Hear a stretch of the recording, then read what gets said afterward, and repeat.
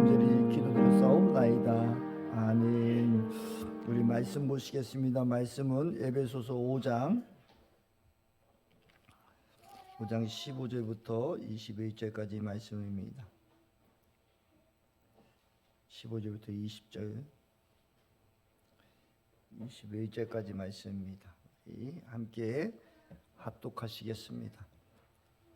그러므로 여러분은 어떻게 살아야 할지를 살피십시오. 지혜롭지 못한 사람처럼 살지 말고 지혜로운 사람들께 살아야 합니다. 세월을 아끼십시오. 때가 악합니다. 그러므로 어리석은 자가 되지 말고 주님의 뜻이 무엇인지 깨달으십시오. 술에 취하지 마십시오. 거기에는 방탕이 따릅니다. 성령의 충만함을 받으십시오. 시와 찬미와 신령한 노래로 서로 화답하며 여러분의 가슴으로 가수님께 노래하며 찬송하십시오.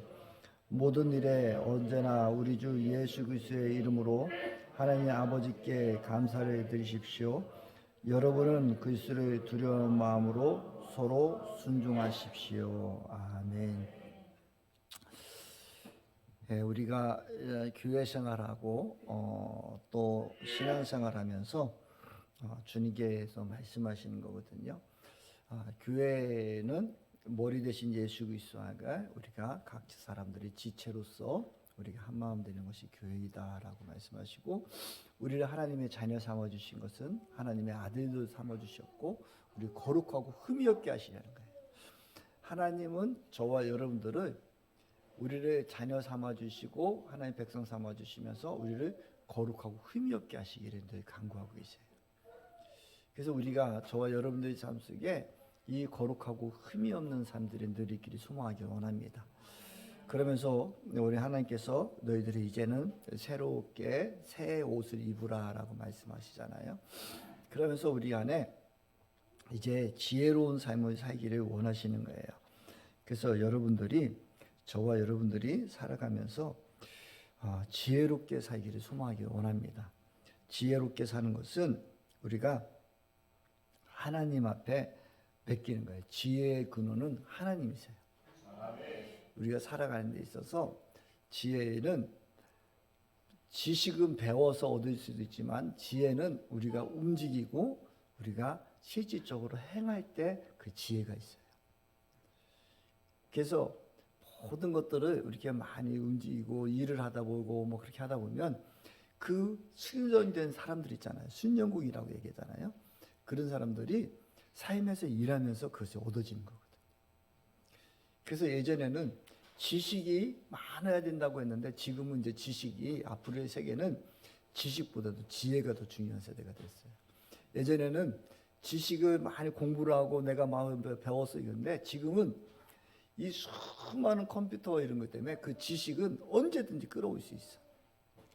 요즘에 심지어 뭐 챗 GPT라든가 뭐 이런 게 어저께도 얼마 전에도 우리 홍균이하고 통화를 하는데 거의 영어로 수업을 한대요. 거의 영어로 수업을 하고 있는데 교수님이 뭐를 질문하려고 하면은 애들이 다 그 교수님이 뭐 질문하려고 한다 이렇게 하는 순간에 다 챗 GPT를 다 켜놓는데. 그러고 교수가 질문하면 바로 챗 GPT에 딱 튀어버린다는 거예요. 그럼 챗 GPT가 그걸 쫙 얘기를 해주는 거야. 그럼 그거를 대변을 하는 거야. 근데 요즘에 교수님들이 챗 GPT를 더 많이 활용하라고 한다는 거예요. 그 교수들은 벌써 자기가 질문할 거 챗 GPT에서 이렇게 답변할 거 더 알고 그보다 더 깊은 것을 대변해 주는 거야. 그러니까 지금의 이 세대는 너무 이제 지식으로는 무엇을 하겠다? 아니 벌써 컴퓨터가 이제 다 끝냈어요. 그래서 지식은 물론 그것을 우리가 얼마나 활용하느냐가 문제. 그러니까 저희들도 많은 사람들이 그러면서 홍균이도 아빠 챗 GPT도 많이 써요. 아빠도 그래 좀씩 사용하고 있다. 그러니까 저도 어떤 문장이라든가 뭐 이렇게 주부 같은 거 이렇게 그 우리 뭡니까 목격하는 같은 거 써도 요즘에는 다시 한번 제가 챗 GPT에다 다시 넣어서 문법적으로 좀 부드럽게 다시 한번 네가 정리 좀 해줄 수 없니? 하면 금방 일주도 안 걸려서 그냥 쭉 집어넣은과 동시에 쫙 나와 버려요. 지금 그런 세상이에요. 그러니까 늘 우리 옹균이가 아빠가 이렇게 목회 칼럼 쓰면서 약간 이렇게 문구가 좀 순조롭지 못한 거 그거에 걱정이 있었으니까 지금 아빠 이미 그러고 있단다 그랬더니 야 우리 아빠 빠르네 이러는 거예요. 근데 우리가 지금의 세상이 지식보다도 이제는 지혜가 있어야 된다. 그래서 저와 여러분들이 이제 몸을 움직이는 삶이 돼야 돼. 그러면 우리가 이 몸을 움직이는 것은 신앙생활 안에서도 우리가 이제는 알고 있어가 끝나는 게 아니라 정말 여러분들이 기도도 해봐야 되고 말씀도 보고 여러분이 하나님 말씀대로 살아봐야 된다. 옛날에는 그냥 지식적으로 내가 예수 그리스도 믿습니다라고 끝내는 그런 세상은 이제는 없어질 수 있어요. 심지어 이제는 챗 GPT에다가 주면은 제가 이 지혜로운 삶을 살자라고 하고 설교를 지원을 했는데 그래서 제가 챗 GPT에 한번 넣어봤더니 지혜로운 삶을 그렇게 제목이 나와가지고 설교문이 쭉 나오더라고. 야 이거 뭐 이제는 여러분들이 이 지식으로 사는 게 아니라 이제는 우리의 몸으로 마음으로 심령으로 살아야 돼. 우리가 신앙생활도 여러분 진짜 기도해보고 여러분들이 진짜 몸부림쳐보고 말씀 앞에 살아야지 그것이 이제 지혜가 있고 그게 우리의 삶으로 이루어져요. 이제는 지혜로운 삶을 살기로 하고 그래서 저와 여러분들이 이제 진정 그리스도인으로 사는 것은 우리가 말씀이 그러면 그런 줄 알고 아니면 아닌 줄 알고 하지 말면 하지 말아봐야 되는 거예요. 그래서 이제 다시 한번 새로운 이 땅 가운데 전 세계에 새로운 부흥의 역사가 있을 거예요. 그것은 뭐냐면 그전에는 예수 믿으면 복 받습니다. 이것은 이제는 복이요. 복이 어디에 있습니까? 사람들이 많이 물질이 어느 정도 벌어지고 잘 살아주면 그것이 복인 줄 알았죠? 사실 지금 물질 많아지고 우리나라가 이렇게 잘 살게 되고 풍요로워지니까 그 안에 우리의 마음들이 다 강팍해지잖아요. 나밖에 모르고 나만 즐기면 되고 이웃이 사라졌어요. 그리고 다 자기가 똑똑해. 옛날에는 어떤 지도자가 있고 그 지도자를 존경하고 거기 따라가기를 원했는데 요즘에는 아니요. 다 똑똑한 사람들. 그리고 자기 주장이 너무 강해졌어. 질서도 무너지고 있어. 그럴 때에 우리 교회가 저와 여러분들이 말씀이 그러면 그런 줄 알고 또 말씀대로 살아보고 하나님이 주어진 그 안에서 풍요로움을 누려야 돼요. 그 시대가 이제 온 거예요. 그래서 우리가 저와 여러분들이 이제 말씀대로 살아보고 말씀 앞에서 거기서 승리를 해보고 살아갈 때 지혜가 있고 이것이 이루어짐으로 말미암아 사람들이 저 사람들이 믿는 행복이 무엇인가? 예수 그리스도를 믿는 저와 여러분들이 지혜로운 사람이 되기를 소망하기 원합니다. 그래서 우리 안에 평강과 기쁨이. 그래서 우리는 늘 우리를 살펴봐야 돼요. 내가 지금 지혜로운가? 내가 하나님 앞에 지금 온전히 서 있는가? 우리는 계속해서 하나님 앞에 질문해야 되는 것은 내가 예수 그리스도를 믿음으로 말미암아 내 마음에 평안이 있는가? 알지 못하는 그 비밀이 내 안에 기쁨이 있는가? 이거를 찾으셔야 돼요. 돈, 물질, 이거로는 잠시 잠깐의 어떤 흥이 있을 수 있지만 진정으로 내 안에 오는 그 평안과 기쁨은 오직 주님이 주시는 그 평안과 기쁨을 누릴 수밖에. 그래서 사도 바울이 얘기했던 것들을 모든 것들을 배설물로 여기는 거예요. 자기가 아는 지식도 배설물로 여기고 자기가 누렸던 그 로마 시민의 그런 모든 권리도 배설물로 여기고 나는 오직 예수 그리스도를 아는 것에 목숨 걸겠다. 수많은 사람들이 이 땅 가운데 살면서 복이라는 그런 개념이 우리가 신령한 복은 하나님의 자녀가 된 복이고 하나님의 아들이 된 복이라고 했는데 많은 사람들이 이 땅에서 내가 잘 먹고 성공이라는 그런 개념 속에서 그것이 복이라고 얘기하는데 진짜는 여러분들이 지금도 우리가 수고하고 애쓰고 막 노력하는 이유가 뭐예요? 내가 조금 더 편안한 집, 내가 안전한 곳에 가기로 직장 생활도 열심히 하고 그렇지만 사실 주님이 보실 때 더한 것은 우리는 영원한 천국이 있다는 것을 아는 사람이라면 이 영원한 천국에 있다고 우리는 쏟아부어야 될 거예요. 그래서 예수님께서 말씀하시는 것이 무엇이에요? 너희들이 이 땅에 쏟아붓는 것은 도둑이 있고 조음이 있고 벌레가 있어서 다 없어질 수 있겠지만 하늘의 날에 부어오신 것은 영원토록 그것은 빼앗기지 않을 것이라고 말씀하신 거예요. 그래서 우리가 어떻게 살아야 돼요? 그래서 저와 여러분들이 늘 우리의 심령에 내가 신앙생활하면서 내가 얼마나 기쁨이 있는가, 내가 얼마나 평안이 있는가 이걸 찾으시. 그래서 이 내 안에 늘 예배가 회복돼야 돼요. 예배는 뭐예요? 우리가 드려서 여기 함께하는 이거 예배도 있지만 여러분들이 어느 곳에 있든지 주님과 내가 얼마나 하나님하고 대화하고 있는지, 하나님께 기도하고 있는지, 내 안에 계속해서 찬송이 흘러나가는지, 내 안에 기쁨이 있는지, 이것을 놓치면 여러분 신앙생활하면 계속 놓치게 돼요. 계속해서요. 지금 우리나라에도 보면은 먹방에서 뭐 어떻게 하면 뭐 맛있는 거 볼까, 어떻게 하면 예쁜 거 볼까 막 그러잖아요. 그게 로마인들이 그렇게 살았던 거예요. 쾌락으로 살았던 거예요. 잠시 맛있는 거 먹으면 속만 아프지 않아요? 저는 요즘에 뷔페집을 거의 안 가거든요.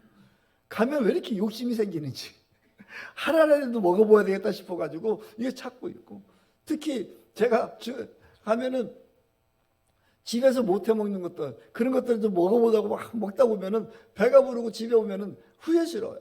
내가 답답하기만 하고 너무 힘들고 또 비용이 아까운 거야. 차라리 그 맛있는 거, 맛간난 거 하나만 먹어도 좋겠는데 걔는 욕심내고, 그래도 그 비용을 생각해 보면은 너무 많이 들었어. 근데 수많은 사람들이 지금은 많은 지금 유튜브라든가 아니면 막 모든 것에 어떻게 하면 거기에 되지. 여러분, 왜 가정에 강아지가, 요즘 수많은 사람들이 왜 강아지를 좋아하는지 아세요? 얼마 전에 어떤 분이 그러더라고요. 집에 들어가면 일하고 열심히 하다 보면은 거의 밤 1시에 12시에 집에 들어가는데, 집에 들어가면 마누라도 자고 있고 자식들도 다 자고 있고 나를 반겨주는 것 오직 강아지 하나밖에 없더라. 사람에게 정을 못 느끼고 짐승에게 정을 느끼려고. 옛날 우리 어렸을 때는 강아지 키워서 잠시 놀고 막 그렇게 하다가 나중 가을 되면은 여름 되면은 저거 식구들 돈 벌을 거 아니면 뭐 먹을 거로 생각했는데, 요즘에 그랬다가는 큰일 나는 세상이 되죠. 그만큼 우리가 사람들 간에 정이 사라진 거예요. 사람들 안에, 만나는 그 안에 평안과 기쁨이 사라진 거예요. 근데 이것을 여러분이 이제 찾으셔야 돼요. 신앙생활하는 저와 여러분들이 그래서 주님 안에서 오늘 우리가 찬양하는 예수로 충만하네. 주님 앞에 늘 우리가 할 때 머물러서 여러분 예배가 매 순간순간 회복돼야 돼요. 여러분 삶이 예배가 돼야 된다고. 그래서 내가 어떤 물질에 무엇을 빼앗기는 것보다도 나는 주님을 만날 때 더 기쁨이 있어야 되고, 주님을 있을 때 평안이 있어야 되고, 주님 안에서 누림이 있어야 되거든요. 그게 지혜로운 사람이에요. 진짜 지혜로운 저와 여러분들은 우리를 자꾸 점검하는 거예요. 내가 정말 주님으로 충만하고 있는가? 내 안에 진짜 평안이 있는가? 내 안에 기쁨이 있는가? 그것은 세상에 어떤 기쁨을 주지 못하는 그 기쁨과 그 평안을 여러분 누리셔야 돼요. 근데 이거를 아무리 얘기해봐도 여러분이 진짜로 해보지 않으면 얻을 수 없어요. 여러분 진짜 예수님을 그 진정으로 주님을 영접하고 주님을 개인적으로 인격적으로 만나지 못하면 이것을 누릴 수가 없다니까. 그래서 지혜를 얻으라 이야기하는 것은 너희가 진짜 한번 해보라는 거예요. 그래서 평안을 누리고 기쁨 얻는 거예요. 그래서 저희들이 금요일에 막 3시간을 예배 드려도 그 3시간이 짧아. 왜요? 그게 그냥 기뻐. 그 3시간을 예배 드려도 피곤할 것 같은데 집에 가면 더 잠이 안 오고 너무 기뻐서 1시나 돼서 잠이라도 있고.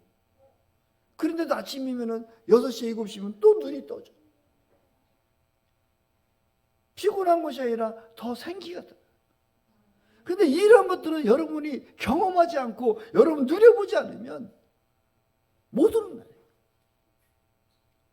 진짜 예수 교회하고 예수 믿고 이것이 아니라 여러분의 삶 속에서 주님을 찬양하고 주님을 경배하고 주님이 주신 그 놀라운 평안을 여러분 누리는 여러분들이 되기 소망하기로 합니다. 그래서 지혜로운 자는 예배의 회복이 있어야 돼요. 예배의 회복이 있어요. 그 어느 곳에 가든지 내 속에서 찬양이 넘고 주님을 향한 그 기쁨이 있는 저와 여러분들이 소망하기를 원합니다. 그러면서 또 이어서 하기는 너희들이 때를 아끼래, 시간을 아끼래. 여러분, 우리는 영원만 년 살 것 같지만 우리는 하나님께서 말씀하신 반드시 우리 인간에게는 죽음이라는 것이 있어요. 근데 우리 예수 믿는 사람들은 죽음은 두려움이 아니라 기쁨이에요. 왜냐하면 우리에게는 천국이 있기 때문에.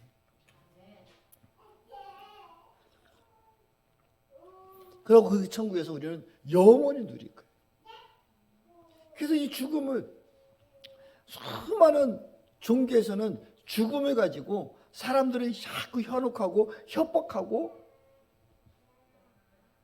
계속해서 다른 종교는 계속해서 협박을 해요. 너 이거 안 하면 안 돼. 이거 안 하면 뭐 죽어. 이거 안 하면 뭐 무슨 일이 생겨. 이렇게 안 하면 무슨 일이 생겨. 계속해서 협박을 하고 있지만 주님은 아니 진리가 너희를 자유케 할지라고 말씀하세요. 예수 그리스도를 믿는 그 순간부터 그런 협박이나 두려움이나 이런 것부터 우리는 자유해질 수가 있어요. 진짜 예수 그리스도를 믿는 사람들은 자유해지는 거예요. 그래서 이사가는 날 우리 다른 사람들은 손 있는 날, 손 없는 날인가 뭐 해가지고 그날이 비싸다고 하는데 우리는 손 많은 날 가잖아. 그래도 싸잖아. 귀신이 무슨 귀신의 장난에 우리가 왜 놀아나야 되는 거예요? 주님이 함께 하시는데 창조주의 하나님이시고 만유를 다스리시고 이 땅의 모든 것 대신 주님이 왕 대신 주님이 계시는데 우리가 거기서 왜 두려움을 주냐. 근데 수많은 종교들은 다 두려움을 갖다 주는 거야. 너 이거 안 하면 큰일 날 것처럼 하고 이거 하면 망할 것처럼 얘기하고. 아니요. 저와 여러분들이 이미 하나님이 자녀를 삼아주셨고 그것을 다스리는 자로 우리 세워주셨거든요. 그래서 예수 믿는 사람이 뭐가 두려워요? 근데 우리가 때를 아끼라고 얘기를 하고 있어요. 그런데 저는 천국을 그렇게 주님께서 보여주셨고 천국을 보니까 이 땅에서 우리가 살아가는 이 시간만큼 천국에 상을 쌀 시간은 이 시간밖에 없어요. 여러분들이 젊었을 때 여러분이 무엇을 준비해놨을 때 여러분의 노후가 편안히 있는 것처럼 지금 이 땅 가운데 우리가 살아가면서 하늘 상급 쌓일 수 있는 시간은 이 시간밖에 없다니까. 그게 사도 바울이 때를 아끼라는 거예요. 정말 지혜로운 사람이 어떤 사람이냐. 우리가 영원히 살 그 천국에 우리의 상급을 준비하는 거예요. 그래서 사도 바울은 때를 아끼라고 해요. 우리에게 하나님은 가장 공평하신 그 분 중에 하나 중에 모든 사람이 저와 여러분들에게 24시간의 시간을 주어주셨어요. 근데 이 24시간을 우리가 어떻게 쓰냐. 매 순간순간에 우리가 우리에게 주어진 이 시간을 어떻게 사용하느냐. 저와 여러분들이 때를 아끼는 자가 되길 소망하기 원합니다. 나중에 하늘나라에 가서 땅을 치고 후회할 수도 있어요. 왜? 때를 아끼지 못해. 우리가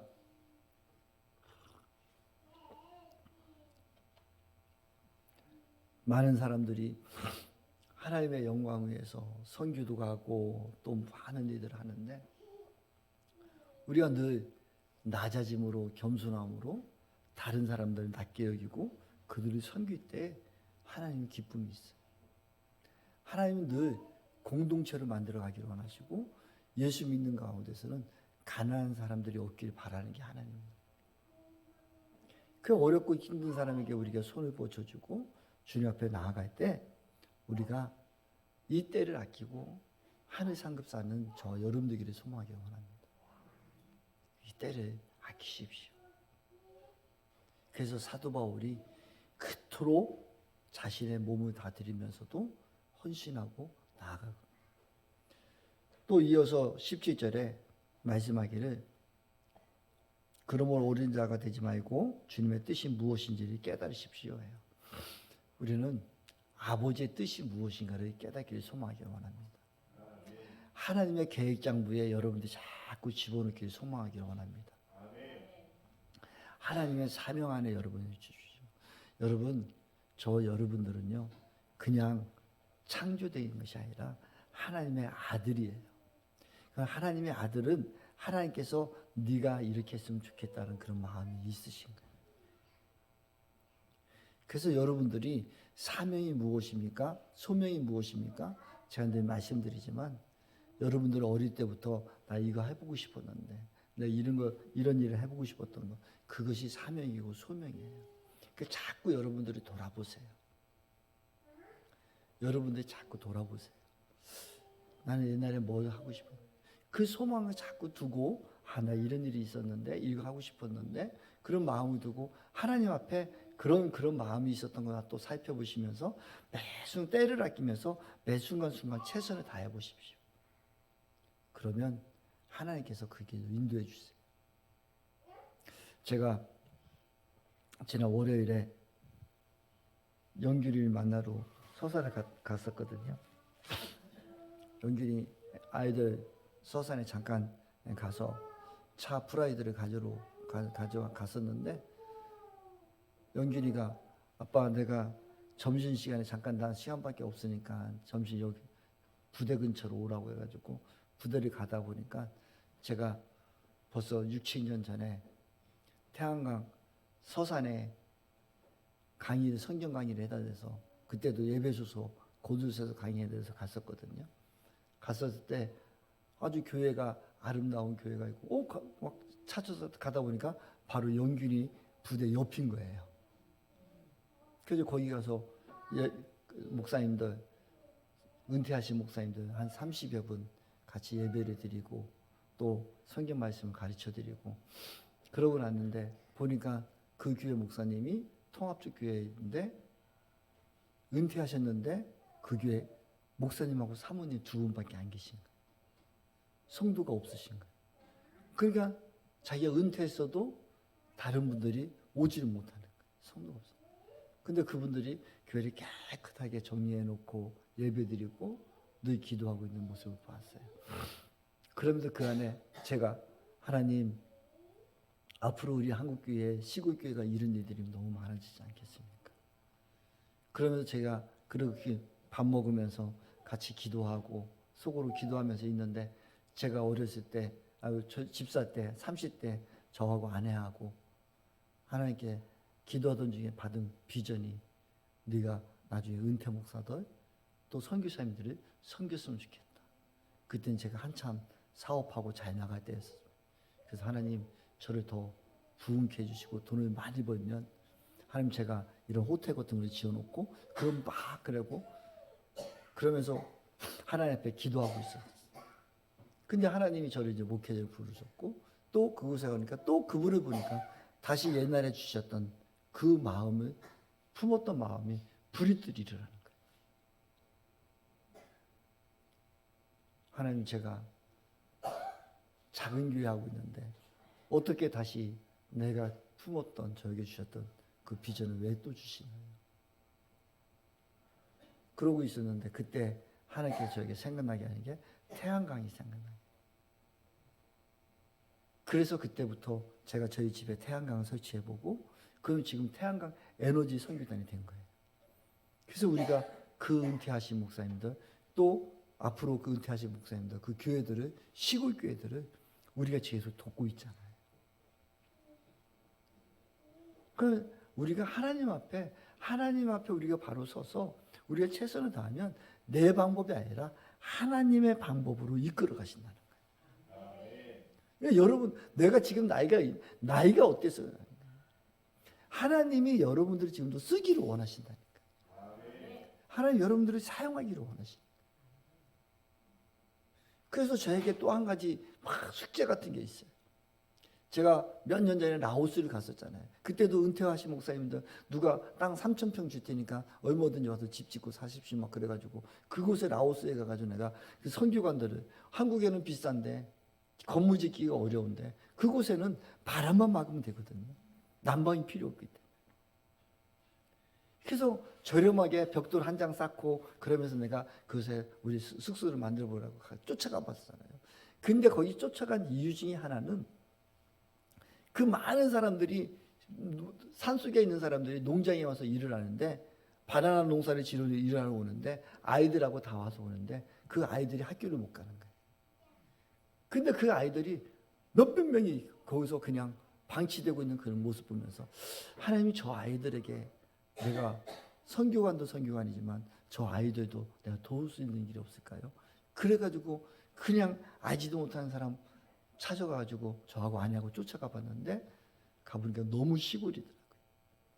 그리고 아이들은 이미 학교가 생겼더라고요. 선교사님들이 오셔서 그 아이들을 가르치고 유치원에 하는 그런 모습을 보게 됐어요. 그래서 그렇구나라는 생각이. 근데 지금도 늘 그 아이들에 대한 그 마음이 좀 있어요. 어린 자녀들의 이런 아이들을. 그래서 제가 우리 이창문 선교사님한테 제일 부러운 것 중에 하나가 그 17년의 그 사역할, 15년을 그 사역하면서 제일 부러운 것 중에 하나가 학사라는 게 사실 되게 부러웠었어요. 그래서 이창문 선교사님은 그 시골에 있는 그 목사님들의 자녀들을 다 호치민에서 다 기르셨잖아요. 그래서 아이들을 학비를 내주고 대학교를 다 졸업시키고 그 이제 다 끝났어요.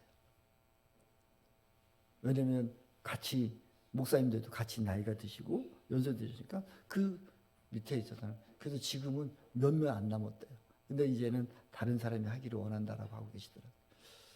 그냥 하나는 사람들을 하나만 이렇게 세우는 것. 젊은 친구들을 이렇게 좀, 내가 돈이 없어서 공부하는 그런 사람들을 내가 지금 섬길 수 있다면 그런 마음이 또 요즘에 자꾸 들어요. 그런데 하나님이 하실 것 같아요. 제가 지금까지 경험해 본 바는 하나님께서 나에게 소원을 주시고 우리에게 네가 이거 했으면 좋겠다는 그런 마음을 주셨을 때 아버지께서 그 일을 다 하고 계시더라고요. 우리는 그곳에 그냥 머물러 있고 아버지의 뜻 가운데 행하다 보니까 그 일이 이루어지더라고요.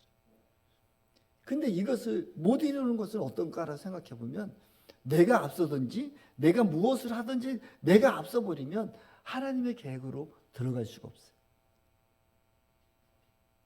그래서 저와 여러분들이 자꾸 우리가 매일매일 우리가 오심기도를 하는 것 같이 나의 주인이 예수 그리스도이심을 고백하는 거예요. 또 그렇게 살아보는 거예요. 그럼 하나님이 일하셔요. 근데 하나님의 계획과 상관없이 내가 지혜롭고 내가 똑똑한 척하고 내가 이것도 하고 저것도 하고 저것도 하다 보면 하나님의 계획하고 다를 수도 있어요.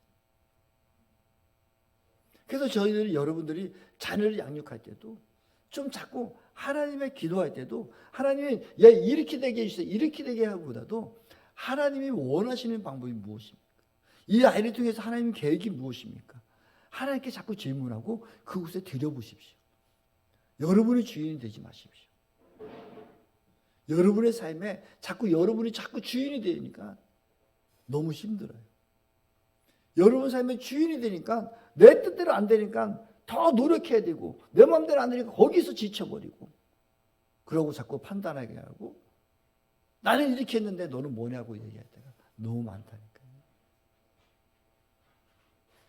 이제는 자꾸 아버지의 계획으로 여러분들 하나님의 뜻을 자꾸 구별하십시오. 그러다 보면 하나님께서 일하실 것을 보실 거예요. 그때에 평안이 있고 기쁨이 있어요.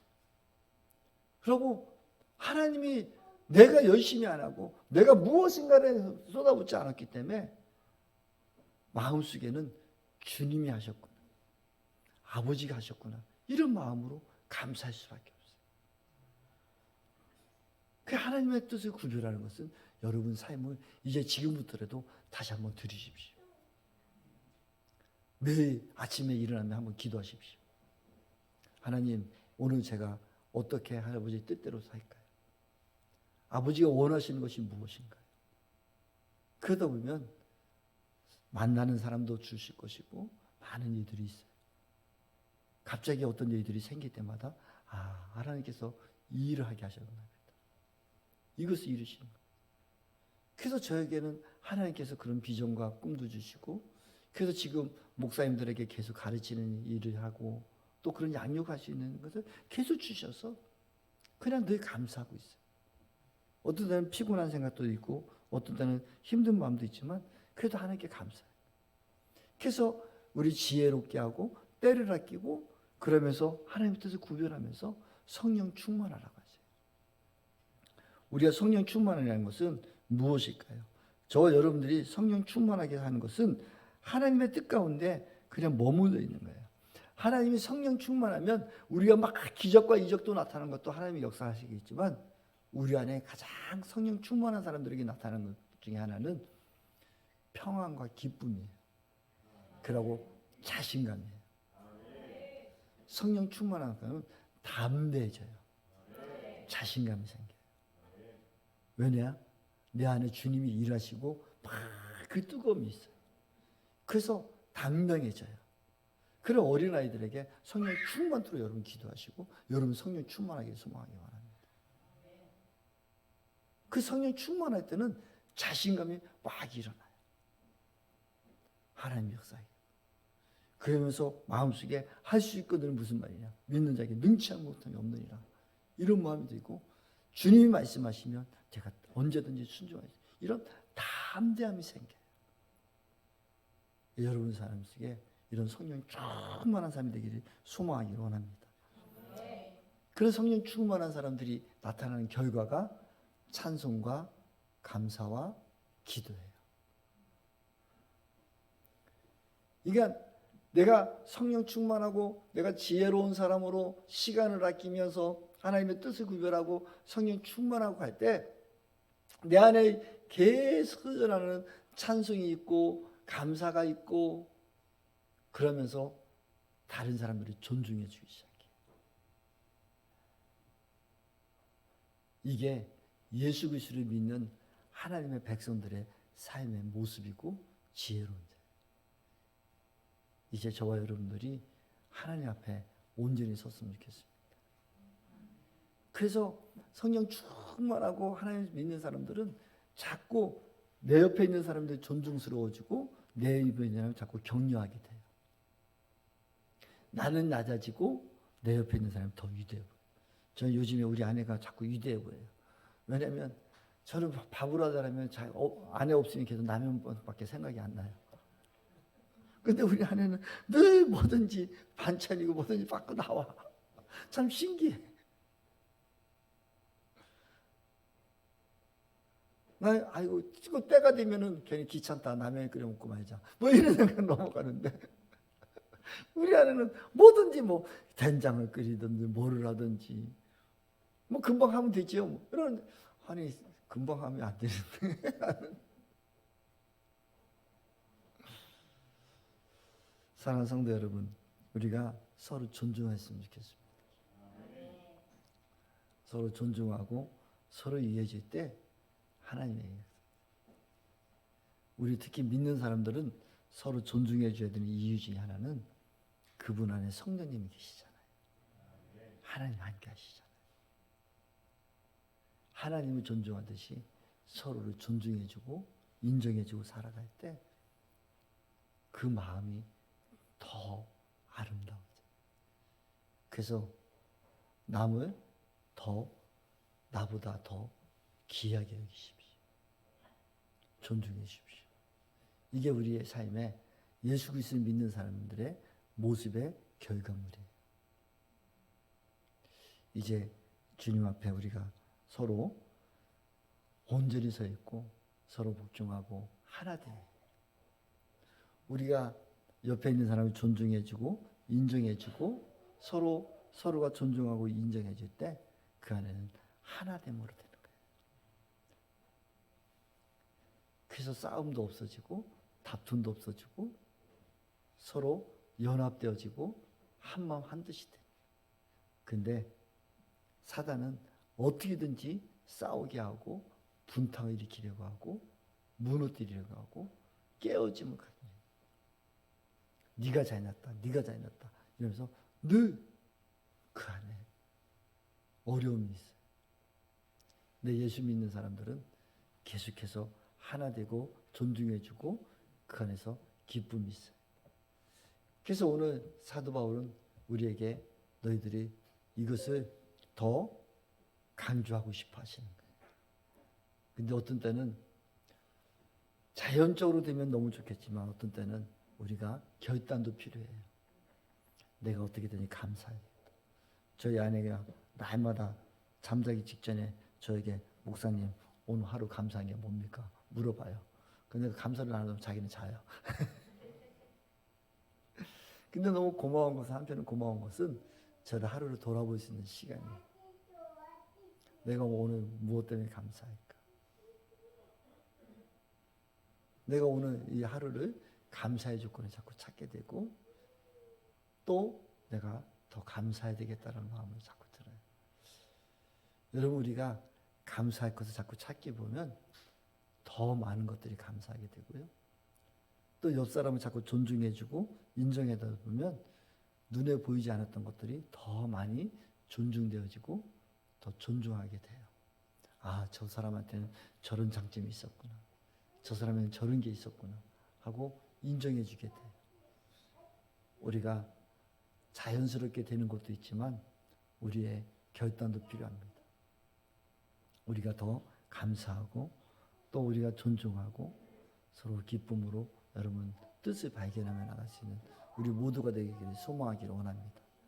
그 사도 바울이 오늘 저 여러분들 사도 바울을 통해서 주님이 우리에게 말씀하고 싶은 것은 너희들은 지혜로운 자가 되라. 그리고 시간을 아끼고 성령으로 충만하고 서로 감사하고 서로 존중하는 사람들이 됐으면 좋겠다. 우리 안에 이런 삶이 돼서 아름다운 공동체들이 다 형성되어지기를 간절히 소망하기를 원합니다. 그래서 우리 이렇게 한번 살아봅시다. 우리 한번 해봅시다. 다음 주에 못했어요 해도 돼요. 근데 오늘 하루라도 우리 한번 해보자고요. 오늘 한 주간만 해도 그래 우리 서로 감사하고 하나님의 때를 기다려보고 내 나이가 지금 몇인데 하나님 또 나를 어떻게 쓰실까 하는 그런 기대감도 가져보고 하나님 내가 어렸을 때는 이런 것도 해보고 싶었었어요. 저런 것도 해보고 싶었어요. 근데 지금까지도 생각하면 그것 생각하면 나도 모르게 가슴이 벌렁벌렁거리고 그 일을 하고 싶어요 하는 그런 것들이 있다면 하나님께 아버지 나 그런 계획으로 좀 써주실 수 없어요? 지금부터 조금씩 해보겠습니다. 해서 여러분들의 꿈을 아버지의 계획하심에 올려드렸으면 좋겠습니다. 그래서 앞으로 또 우리 살면서 하나님의 계획장 모습에 여러분들이 다 귀하게 쓰임받았고 기록되는 역사도 있기를 소망하기를 원합니다. 우리 찬송가 우리 예수로 우리 충만하네. 우리 한번 너무 어려운가요? 그래서 한번 우리 찬양 한번